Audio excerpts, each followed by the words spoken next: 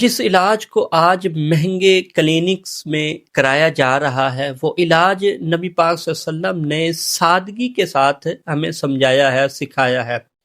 حجامہ کوئی ٹوٹکا نہیں، یہ جسم سے خراب خون نکالنے کا قدرتی نظام ہے۔ نبی پاک صلی اللہ علیہ وسلم نے ارشاد فرمایا ان امثل ما تداویتم بہ الحجامۃ، فرمایا تمہارے علاجوں میں سب سے بہترین علاج حجامہ ہے۔ تحقیقات کے مطابق حجامہ خون کی گردش بہتر کرتا ہے، بلڈ پریشر کم کرتا ہے، سر کا درد کم کرتا ہے، کمر کا درد کم کرتا ہے، ذہنی دباؤ کم کرتا ہے اور سکون عطا کرتا ہے۔